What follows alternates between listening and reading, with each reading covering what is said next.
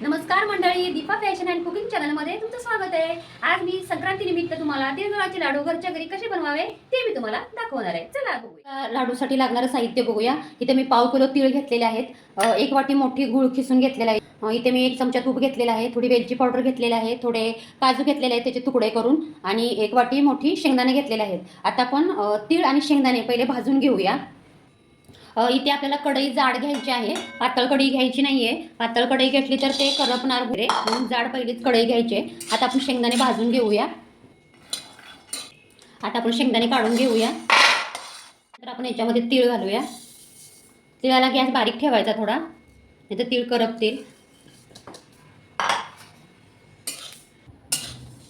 तीळ भाजलेले आहेत। आता आपण तीळ अर्धे शेंगदाणे मोठे मोठे जरासे पिसून घ्यायचे आहेत, आणि बाकीच्यांच्या अशा डाळी करून घ्यायच्या आहेत। बघा अशा डाळी झाल्या पाहिजे 2-2 त्याच्या।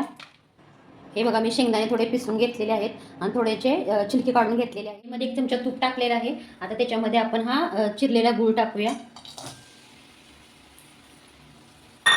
गूळ व्यवस्थित असा पागळला पाहिजे, पातळ झाला पाहिजे, जास्त पुढे पण नाही न्यायचा, नाहीतर तो करपेल पाक गुळाचा।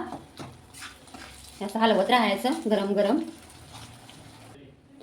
तूप टाकल्यामुळे ना आपल्या कढईला गूळ चिपकत नाही, म्हणून नेहमी थोडंसं तूप टाकायचं त्याच्यामध्ये, त्यामुळे छान पाक असा बनला जातो गुळाचा। हे बघा गूळ पागळतोय आपला। हे बघा हे सगळं मिश्रण असं मिक्स करून घ्यायचं। शेंगदाणे बारीक केलेले, तीळ आणि शेंगदाणे आपले छिलके काढलेले ते सुद्धा, आणि काजू पण, हे सर्व एकत्र मिक्स करायचं। त्यानंतर त्या गुळाच्या पाकामध्ये आपण आता घालूया। आता हे बघा गुळाचा पाक झालेला आहे। आता आपण हे सर्व मिश्रण ह्याच्यामध्ये ओतूया। हे बघा असं,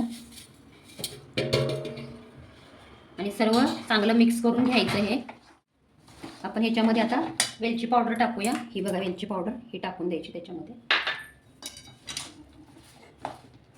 हे बघा मस्त गुळाच्या पाकामध्ये ते मिक्स झालं। गॅस बंद करूया।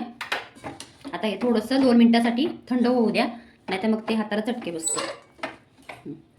आता हे बघा थोडं तुपाचा हात लावायचा त्याला, असं बोटाने तूप घ्यायचं, थोडंसं असं हाताला लावायचं आपल्या। त्याच्यानंतर हे असं घ्यायचं। तुम्हाला जेवढे साईजचे लड्डू पाहिजे तेवढे तुम्ही बनवायचे। हे बघा मी एवढे साईजचे बनवते, असे सगळे लड्डू बनवायचे।